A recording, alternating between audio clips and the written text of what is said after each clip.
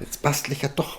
Ja, natürlich, was denkst du denn? Ich dachte, ich moderiere einfach nur so ein bisschen. Nee, mein Und Freund. du hast dich schon gefreut. Du machst ein High Five, wenn du mich zum Basteln bringst. Ja, klappt doch super. Ihr seht nicht sein Strahlen dabei, das ist so geil. Es macht gerade tatsächlich Spaß. Ich muss es wirklich so sagen, wie es ist.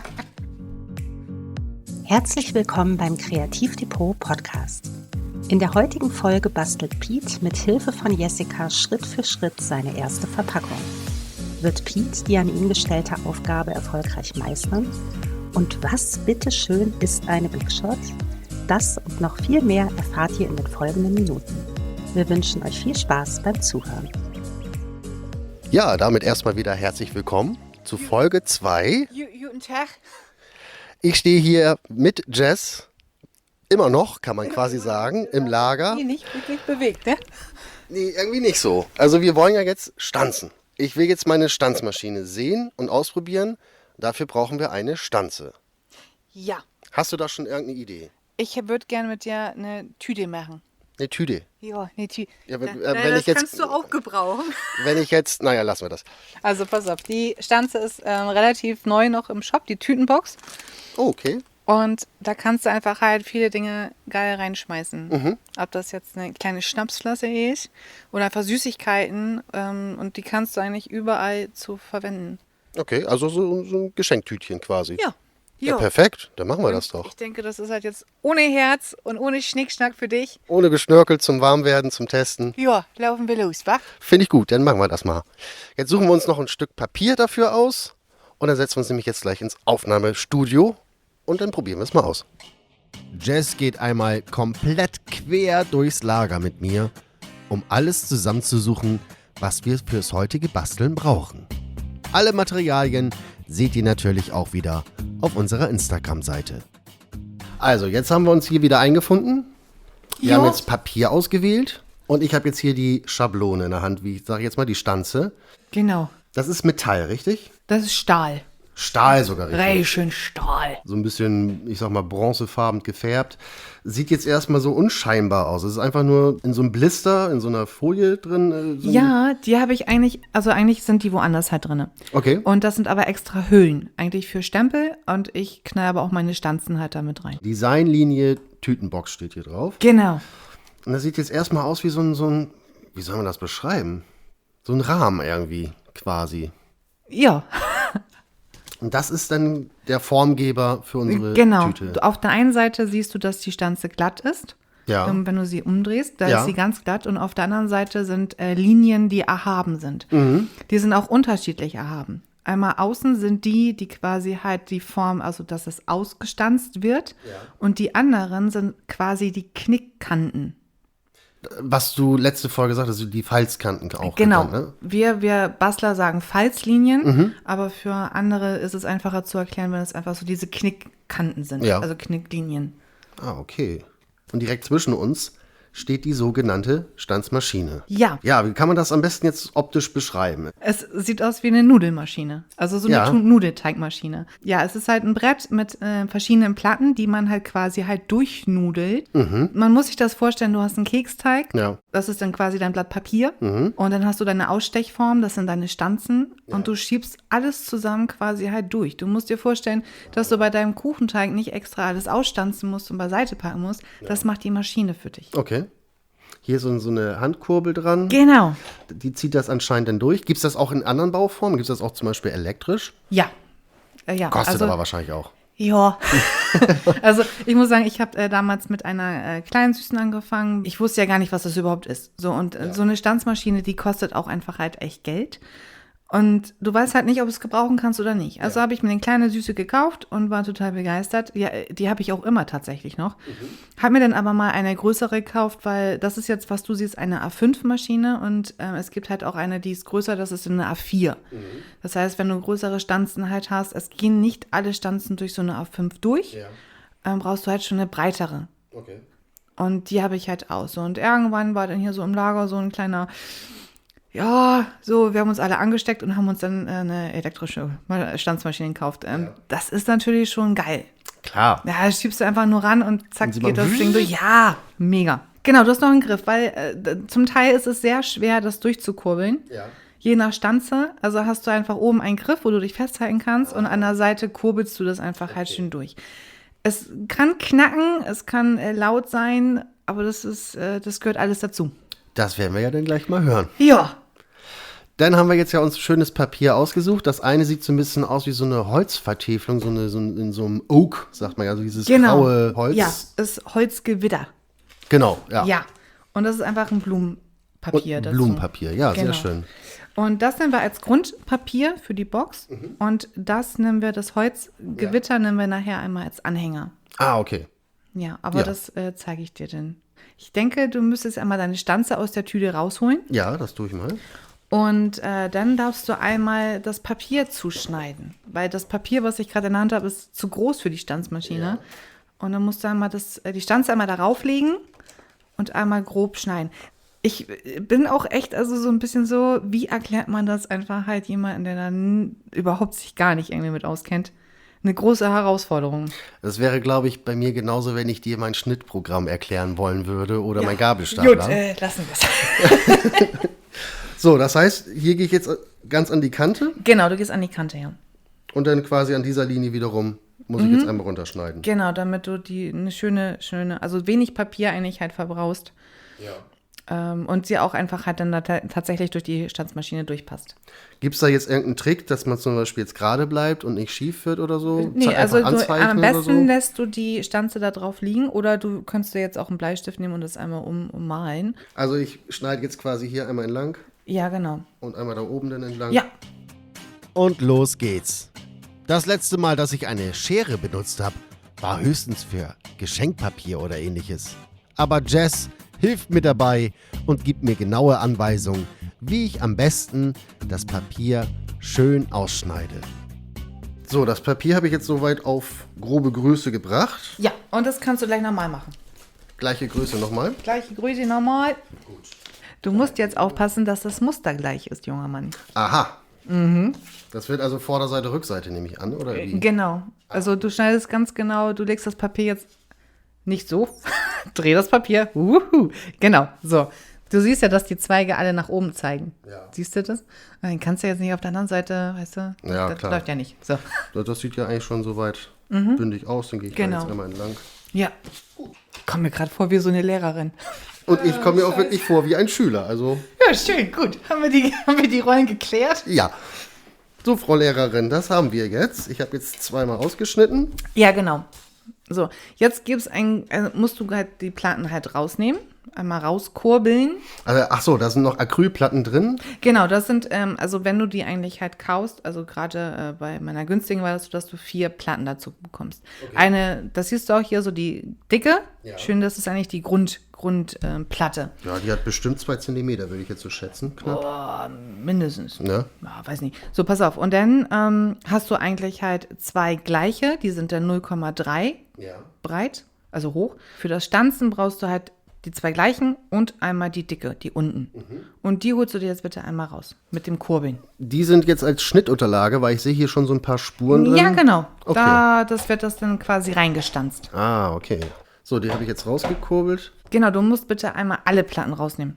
Leg dir das einmal gerade ordentlich hin auf deinen Platz. Ja. Und jetzt ist so eine Sache. Ich bin der Typ, dass ich einfach jetzt das Papier darauf lege und dann die Stanze. Das wäre jetzt auch meine Frage gewesen, weil beim Kennenlerngespräch hattet ihr auch so ein bisschen so eine Diskussion. Ja. Weil es da wohl entweder Papier und dann Stanze oben drauf oder Stanze mit der Schneide nach oben und dann das Papier oben drauf. Richtig. Auf den meisten Anleitungen ist es halt so, dass du jetzt eigentlich erst die Stanze rauflegst und dann das Papier. Ja. Ich finde es, also logisch andersrum, weil du kannst dann einfach halt sehen, was du ausstattest, wo das Papier liegt und ob du richtig drauf bist. Das kann ich, okay. wenn ich das andersrum mache, kann ich das nicht gut erkennen. Ja. Also ich wüsste jetzt nicht, wir haben das ja sehr, sehr passend ausgeschnitten. Ja. Es ist aber halt auch so, wenn du es nicht so passend halt hast, du siehst nicht, ob die Stanze da unter wegrutscht. Ja. Ich lege immer erst das Papier mit dem Motiv jetzt nach oben rauf Ja. und lege dann die Stanze mit der glatten Seite nach oben rauf. Klar. Damit die Schneiden, sag ich mal, sich dann auch ins Papier drücken können. Genau, aber wenn man sich da nicht mit auskennt, woher will man das denn wissen? Eben, Das ist ich halt würde so, jetzt auch rätseln ja, oder ausprobieren. Dann probier mal aus. Ich habe jetzt... Du hast jetzt du hast die große, dicke Platte. Ja. Dann kommt eine schmale Platte da drauf. Jetzt kommt das Papier. Jetzt kommt das Papier. Welche Seite? Mit dem Muster nach oben oder mit der blanken Mit dem Seite? Muster nach oben. Mit dem Muster nach oben, okay. Das habe ich jetzt. Genau. Jetzt guckst du dir deine Tütenstanze an, wie rum sie nachher gehört. Wo der Boden ist. Ich würde behaupten, das ist der Boden. Genau. Das heißt, das kommt jetzt nach unten. Also wir haben ja hier so 2 große Fächer, sag ich mal, und 2 kleine. Die kleinen bilden dann nachher den Boden, Genau. nehme ich an. Und die lege ich jetzt einmal hier so liebevoll hier so drauf. Oh, ich glaube, das passt sogar. Und ich dachte, ich krieg dich mit der. Guck mal, die passt genau auf der Platte rauf. Bei mir zu Hause auf der Platte passte das nämlich nicht. Ah, okay. Ah, hast du Glück gehabt, du. Juhu. So, dann legst du die andere Platte da Andere einmal rauf. Platte drauf. Wie rum ist egal? Ist wirklich Jacke wie Hose. Jetzt nimmst du das Ganze wirklich fest Ja. und schiebst es ran in die Stanzmaschine rein. Und merkst jetzt halt, guck, da kommt schon Da so kommt leicht schon die Kurbel. Ja. Genau, und jetzt hältst du oben fest Ja. Und kann dann schon und quasi... kurbelst. Und kurbel einfach. Na, ein bisschen musst du noch ranschieben, genau. Na, jetzt verschiebt sich das hier ein Alles bisschen. gut. Einmal schön hinten gegendrücken. So. Und jetzt mit der Kurbel durch. Und zieh. Oha. Ja, das ist Muss ein man schon bisschen, ein bisschen Kraft ja, ist ein aufwenden. bisschen anspruchsvoll, ne? Und, pass auf. Hörst du es? Aber Ja. es ist normal. Das ist, Okay. Zieh durch. Die muss hinten raus können. Jo. Flupp. So, das war Dann mein gebe ich dir das erstes einmal. gestanztes Stück. Na, wie war's? Ja, wie eine Nudelteigmaschine, tatsächlich. Ja, also du hast jetzt quasi, wenn du die Platte runternimmst und die Stanze wegnimmst, siehst du dein ausgestandtes. Ah, ja, cool. Tatsächlich, es hat echt die Form so angenommen. Man sieht jetzt auch die Perforierung, sag ich mal, diese Falze, Genau. wo es dann nachher geknickt wird. Es ist richtig schön hier ausgeschnitten. Ja, wunderbar. Also ich finde, ich liebe die. Also alleine schon dass du Sachen damit machen kannst. Also alleine schon, wenn ich das aufzeichnen müsste, wenn ich das dann knicken müsste, das kriegst du gar nicht so perfekt hin, wie eine Stanzmaschine das macht. Was für eine Mühe und was für einen Zeitaufwand du damit Ja. ersparst. Also Wahnsinn. Nachdem ich jetzt also auch die zweite Seite unserer späteren Geschenktüte gestanzt habe, geht es nun also mit dem nächsten Schritt weiter. Es soll ja auch ein bisschen dekorativ sein, oder? So, das war jetzt der Schritt. Genau. Und jetzt darfst du einmal die Knicklinien, die Falze, einmal alles schön umknicken und dann darfst du das gleich zusammenkleben an den Klebelaschen. Okay. Also das hier ist garantiert eine Klebelasche, würde ich behaupten. Genau, das weil ist ein die- ganz schmaler Streifen richtig. an der Seite. In welche Richtung knickt man jetzt? Du knickst jetzt quasi also du hältst es ja das Muster nach vorne, einmal nach hinten. Nach hinten. Genau. Also du machst es jetzt ja mit den Fingern, es gibt auch ein Falzbein. Das heißt, du kannst es auch hinlegen und dann ziehst du das so ein bisschen über die Kanten. Ah, okay. Dann wird es ein bisschen sauberer. Das ist wie so ein Brett quasi, oder wie? Wie ein Messer kannst du dir das vorstellen. Nur aus Kunststoff und das ziehst du dann immer schön so darüber. Es wird. Ja. Wir wiederholen das Ganze. Hüte hat ja 2 Seiten. Nur so kann ich es auch lernen.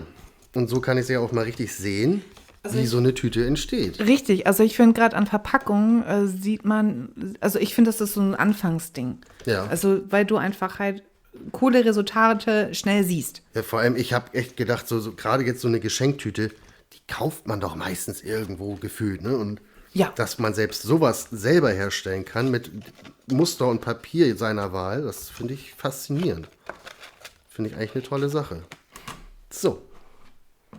Nehme ich mal an, darf ich jetzt ein bisschen Klebstoff schnüffeln. Ja, Wie fange ich jetzt am besten an? Wie würdest du es empfehlen? ich würde an der Seite anfangen. An der Seite die schmale Klebelasche zu kleben. Ja. Ja, dass du einmal wirklich halt das Rechteck dir zusammen, genau. So, ne? Ja, dass du beide Klebelaschen aneinander und wenn das sitzt, dann würde ich mit dem Boden weitermachen. Und dann ist sie eigentlich auch schon fertig mit dem Kleben. Was würdest du jetzt lieber machen? Einmal hier die Klebe drauf, auf das schmale Stück, was geklebt Ja, genau. wird, oder auf das Innenteil quasi von dem Gegenstück? Nee, ich mache immer tatsächlich auf der Klebelasche und nicht von innen. Und einmal langziehen oder punktuell? Ich mache kleine Kreise. Du wirst gleich sehen, da kommt nicht so viel raus. Ja. Du musst gut einmal nach unten drücken. So, pass auf, nächster Trick. Legst es gerade hin auf den Boden mit dem Muster nach oben und legst das andere einfach halt nur da dran.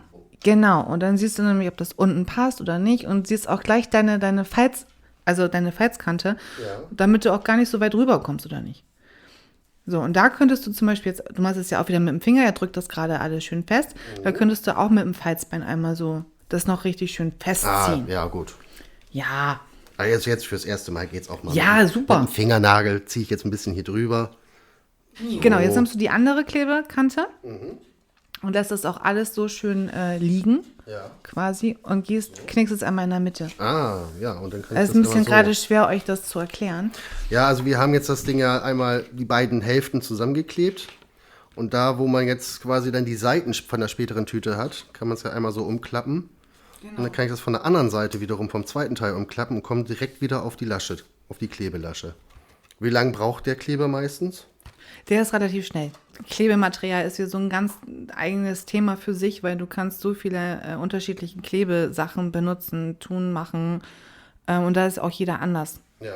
Das ist so auch so, was man mag, was man nicht mag, wo man gut damit arbeiten kann. So. Jetzt müssen wir bestimmt auch den Boden noch kleben. Genau. nehme ich an. Dann nimmst du die beiden kleineren Laschen und klebst einmal von die jetzt unterliegt. Also er hat sie gerade hingestellt, dass er sich in den Boden quasi reingucken kann. Nimmt die beiden kleineren Laschen und die klebst du Einmal jetzt die zusammen. Überlappung einmal. Die kleben. Überlappung klebst du. Jetzt brauchen wir ein Hilfsmittel, damit ich nachdrücken kann. Einfach ein Stift. Kann ein Bleistift sein, kann irgendwie was anderes sein. Und genau, drückst du einfach halt ein bisschen fest. Aber ich finde, du kannst dann am besten sehen, dass es wirklich halt parallel zueinander ist. Ja, das sieht gut aus. Das habe ich jetzt zusammengedrückt. Jetzt drehst du es wieder um. Jetzt machen wir die bei anderen beiden Böden, nehme ich Genau. an. Welche Anlässe zum Beispiel nimmt man diese Tüte jetzt besonders gerne? So eine Tafel Schokolade, sage ich jetzt mal, oder ähnliches? Oder? Also du kannst sie ja tatsächlich jetzt zum Beispiel ganz banal zum Geburtstag. Ja. Du kannst auch eine Weihnachtstüte draus machen und dann ein kleines Geschenk reintun oder Süßigkeiten. Nikolaus, Osterhasen. Also diese Tüte kannst du eigentlich überall für verwenden. Vielseitig einsetzbar. Kommt dann Ja. auch natürlich wieder aufs Muster an. Da kannst du dann wahrscheinlich dann Ja, auch ein weihnachtliches also, Papier nehmen oder ähnliches. Ja, ich muss sagen, nicht jedes Papier passt zu einer Box. Ja. Und auch genauso passt nicht jedes Papier zu einer Karte. Also nur zum Beispiel, wie viel Stärke hat jetzt dieses Papier, was wir genommen haben? Oh, da fragst du mich was. Also es dürfte auf jeden Fall nicht zu dünn sein, würde ich mal behaupten. Nein. Das ist halt eher schon Ich so ein bin- Kartoneigenschaften, würde ich jetzt mal nennen. Ich bin der Meinung, das ist 220 Gramm um den Dreh. Ja. Glaube ich. Muss ich aber drum lügen. Okay. Also 300 sind es nicht, weil dann könntest du dann das nicht so machen, wie du es machst. Wenn du zu dickes Papier nimmst, dann bricht das auf der anderen Seite auf. Weißt du, an deinen Falzkanten. Ja. Und genauso ist es halt aber auch, wenn du jetzt zu dünnes Papier hättest, würde das zerreißen. Weil die Stanze, auch die Falzlinie, würde das kaputt machen. Würde sich wahrscheinlich da durchdrücken dann, ne? Die wird sich durchdrücken. Deswegen ist das Papier, eigentlich dieses Seidenpapier, was wir halt haben, auch das Unipapier, diese Stärke ist eigentlich richtig cool Ja. für sowas. Ja, wunderbar. Ja, wie gesagt, das hat so leichte Kartoneigenschaften, würde ich jetzt mal so vom Gefühl her nennen. So Genau. fühlt sich so ein Aber bisschen wir schon hatten das mit den anderen Stanzen, da war eine, ich weiß gar nicht, wie die gerade heißt. Ich glaube, Geschenktüte, die Stanze. Und da hatten wir auch 2 Kunden, die sagten, dass einfach halt, das reißt, das Papier. Und wir haben es geguckt und es war einfach zu dünn. Das Papier, was die benutzt haben, es liegt ab und zu auch an der Stanzmaschine, wenn ihr zu doll, ne, Platten durchgekurbelt und so. Aber Papier ist wird oft unterschätzt. Das ist schon wichtig. Das meine ich nämlich. Du musst also schon auch, sag ich mal, auf das richtige Papier achten, dass es dann auch gut zusammenpasst, in dem Sinne, dass es denn was Stabiles ist, in diesem Fall der Tüte ist, aber auch nicht zu stabil, aber auch nicht zu geht's dünn. kaputt. Ja, genau. Das ist ein gutes Zusammenspiel da, was wir da eigentlich halt haben. So, pass auf. So, die Schachtel ist jetzt, oder Tüte ist jetzt quasi, Das Grundding das Grundding ist ist fertig. Es gibt ja 2 Möglichkeiten. Einmal kannst du mit einem Clip arbeiten, Ja. dass du halt das zumachst. Oder wir machen uns Löcher an die Seite rein und ziehen ein Band ruhig. Und Okay. dann können wir auch den Anhänger, den ich mitgenommen habe, also das ist, können wir dann da durchfriemeln. Ja. Und jetzt ist nämlich halt ein bisschen, ja, nicht so einfach. Pass auf. Tricky. Wir brauchen weißes Papier, einmal um den Anhänger einmal ganz normal auszustanzen. Okay. Da darfst du einmal... Das ist quasi die Grundlage. Ja. Okay. Darf ich wieder mit der Schere hantieren? Ja. Wie sie sich freut. Ein bisschen vielleicht. Ein bisschen, geringfügig. So, jetzt muss ich mal hier ein bisschen mein Studio umdisponieren. Ja, weißt du jetzt das Problem auf dem Basteltisch? Du hast nie genug Platz, wenn du bastelst. Hab ich an meinem Schreibtisch im Schnitt auch nie. Die Tastatur ist entweder im Weg oder die Maus oder ja, beides. aber bei uns Basteln ist das viel schlimmer, weil du hast dann auf einmal so viele Ideen, die du denn, und dann probierst du das aus und dann das und dann liegt das rum und dann denkst du, nein, ich kann es auch nicht wegpacken, weil ich brauche das noch und vielleicht ändere ich das ja auch noch irgendwie und du denkst so, wow. Und jetzt setze ich wieder die Schere an. Diesmal für unseren Anhänger, der unsere spätere Tüte verschönern soll. Dazu nutzen wir eine Stanze, die aus meiner Sicht so ein bisschen aussieht wie ein Miniatur-Kfz-Kennzeichen. Zunächst ziehe ich ein weißes Papier mit dieser Stanze durch die Maschine. Einen Augenblick später ziehe ich dieses sogenannte gewitterte Holz, also ein Papier, das so aussieht wie verwittertes Holz, ebenfalls mit dieser Stanze durch die Maschine. Und so haben wir schon die Grundform für unseren Anhänger. Aber es fehlt noch etwas. Und das kommt jetzt. Und jetzt gebe ich dir eine Negativstanze.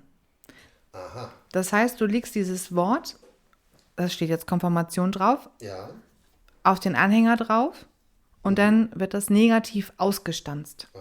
Das heißt, wir stanzen jetzt ein Wort quasi halt da mit rein. Wie rum mache ich das jetzt? Hier oben ist jetzt zum Beispiel noch so eine Einprägung. Genau, der Strich quasi halt. Ja. Und da legst du auch den Anfangsbuchstaben ran. Okay. Einmal frei sein, einmal dabei sein. Wer hat noch nicht, wer will noch mal Gewinne. So. Und Negativstanze, weil? Das jetzt quasi halt andersrum ausgestanzt wird. Ach so, jetzt. Okay. Du hast jetzt ja das Papier und also praktisch halt bei der Box stanzen wir halt das Innere quasi halt aus. Jetzt wollen wir aber, dass es halt das Äußere stehen bleibt. Das heißt, jetzt in dem Fall sind die Buchstaben, die ausgestanzt. sich dadurch, ausgestanzt. Richtig. Und mit dieser Negativstanze habe ich also jetzt das Wort Konfirmation in dieses Holzoptikpapier gedrückt oder gestanzt. Und das wird jetzt mit dem weißen Papier zusammengefügt. Dabei hat es bei mir dann tatsächlich sogar Klick gemacht. Jetzt verstehe ich es auch, jetzt haben wir das Weiße, das kleben wir dann zusammen und dadurch wird dann die Schrift wieder hervorgehoben, richtig? Genau, das Weiße kommt wieder halt durch, ja. Guck mal, ich lerne dazu. Konfirmation, man kann es auch erkennen. Wie kriegt man das jetzt am besten aus der Stanze wieder raus? Hier sind jetzt noch die Papierstücken drin, die eingestanzt sind. Also es gibt extra eine Bürste dafür, wo du mit rübergehen kannst.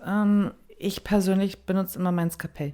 Okay. Oder eine kleine Nadel kannst du auch halt machen, sodass du halt das dann rausbekommst. Ich sehe auch, hier sind auch auf der Rückseite ja extra so kleine Löcher, da kann man es dann wahrscheinlich einfach dann durchpieksen. Das ist auch so, wenn du zum Beispiel halt eine Stanze mehrfach benutzt, dann irgendwann ist die einfach halt nicht mehr so gut. Ja. Und dann ist es einfach halt, dass die Flächen, zum Beispiel wenn du einen Kreis hast, der bleibt einfach halt da drin hängen. Ja. Und dann ist einfach halt auch so, diese Löcher von hinten kannst du gleich ganz leicht anpieken und dann kannst du das auf der anderen Seite so anziehen und rausholen. Weil sonst hast du keine Chance. Ja, also wenn du hinten die Löcher nicht drin hättest, dann Ja, wäre vorbei. verständlich. Ja, dann darfst du zusammenkleben. Dann darf ich jetzt kleben. Siehst du? Ich habe fertig. Ja. Ich find's gut. Mir gefällt's. Gut, meine Konfirmation ist schon 2-3 Donnerstage her, aber die stehen die ja nächste, bald, genau. Vielleicht kennst du jemanden, der gleich bald irgendwie gleich konfirmiert wird. Ja, bald. Siehst du? Ich glaube sogar dieses Jahr. Ja, stimmt, dieses Jahr sogar. Siehst du? Guck mal, kannst du ein bisschen Geld reintun, ein bisschen Schokolade oder eine Blume. So, pass auf, Box. Jetzt nimmst du deine Box wieder und wir müssen ja das irgendwie festkriegen. Wie gesagt, entweder machst du das mit einem Clip oder wir haben eine wunderschöne Zange. Ich habe Im immer Shop. schon gedacht, so mit einem Locher so um eine Ecke irgendwie ist ja auch doof. Die machst du jetzt oben fest, also drückst du zusammen und dann machst du links und rechts, machst du bitte an den Seiten ein Loch rein. Also jetzt Genau. hier und hier. Zusammendrücken und Okay. dann schön einmal da durch. Links und rechts. Wie mache ich das am besten bis auf Anschlag oder? Ja, also ich mache es Bei der immer Zange tatsächlich. Ja, So? genau. Und such dir mal gleich, also ich gehe mal an den Rand und drück durch. Jo. So, Piercing ist fertig. Heute gratis Piercings. Da. Hast du? Das haben wir, ja. So schön. Dann nehmen wir ein bisschen Garn. Das Nylon-Garn, schneid einmal durch. Schwupp. Okay. Und dann ziehst du einmal das durch die ganzen Löcher. Okay. Habe ich gerade deine Zunge gesehen? Da bin ich konzentriert. Wenn die Zunge aus dem Mundwinkel guckt, dann komm schon. Ja. Aha. Ist okay. So, dann würde ich jetzt den Anhänger da durchziehen, durch das Band. Durch beide Enden dann jetzt in dem Fall? Nee, nur durch eins. Durch eins, okay. Dann legst du dir die Box hin und jetzt machst du da einen Knoten rein. Okay. Also quasi mit beiden Enden ziehst du die Box zu. Und dann hast du deine erste Box fertig gebastelt. Ich habe heute eine Box gestanzt. Oh, der Scheiß.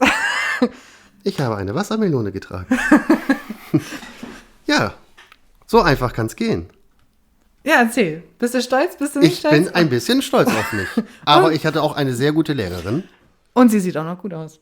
Die sieht echt gut aus. Also hätte ich nicht gedacht. Wow. Ich bin sehr zufrieden damit, mit dem Ergebnis. Gefällt mir sehr gut. Ja, aber das ist echt so, das macht Spaß. Ja, das macht wirklich ein bisschen Spaß. Und es ist eigentlich, wenn man weiß, wie, es ist nicht schwer. Genau. Das ist es ja, wenn man weiß, wie. Genau. Deswegen sitze ich ja unter anderem hier, damit ich das auch mal lerne, weil ich finde das schon, das Thema Basteln interessant, wie vielseitig das sein kann und was man alles machen kann, vor allem selber machen kann. Ja, also ich finde, Basteln wird ja einfach halt auch so abgetan. Es wird auch stark unterschätzt. Ja, also du bastelst, ja, okay, du bastelst. Genau. Weißt du, das ist so. Da können sich viele nichts drunter vorstellen. Es ist einfach halt auch so, viele denken halt auch so an diese Kinder. Ich bastel mit meinen Kindern, das ist einfach halt so kindlich, klar. Aber es ist einfach halt nicht. Du kannst einfach richtig schöne Sachen für andere machen. Und wenn du das jetzt jemandem schenkst, der freut sich. Und du siehst dieses Strahlen. Also ich nenne es immer das Leuchten in den Augen anderer. Sehr schön. Also es gefällt mir sehr gut. Ich bin sehr stolz auf dich. Dankeschön. Ich auch ein bisschen. Und jetzt ist es halt, wir haben es ja jetzt das Wort gestanzt. Du könntest aber es auch stempeln. Das habe ich bewusst jetzt nicht gemacht, dass wir einfach halt wirklich halt nur Stanzen benutzen. Ja. Weil ich in der nächsten Folge super gerne mit dir stempeln möchte. Ich auch.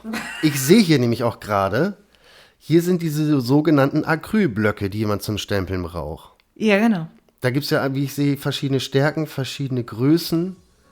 Also damit befassen wir uns auf jeden Fall in der nächsten Folge. Das machen wir. Und dann würde ich sagen... Kannst jetzt erstmal stolz auf dich sein. Bin ich richtig stolz. Ihr könnt euch die Schachtel natürlich auch auf Instagram wieder anschauen. Die werden wir natürlich euch zeigen. Und mit diesen Worten würde ich sagen, verabschieden wir uns heute wieder. Ich wünsche euch einen wunderschönen Sonntag. Oder überhaupt einen schönen Tag. Kommt ja auch drauf an, wann ihr es hört. Aber die meisten hören es ja Sonntag, weil wir es da ja veröffentlichen. Ja, es hat wieder Spaß gemacht mit dir. Ja, fand ich auch mit dir. Hast du gut gemacht. Und dann bis zum nächsten Mal bei Ausgestanzt und Ausgefragt. Tschüss. Ciao. Wir sind nun zwar am Ende dieser Podcast-Folge angekommen, aber schon nächste Woche geht es weiter. Abonniere gerne unseren Kanal, um keine Folge mehr zu verpassen. Vielen Dank fürs Zuhören und bis zum nächsten Mal, wenn es heißt Ausgestanzt und Ausgefragt.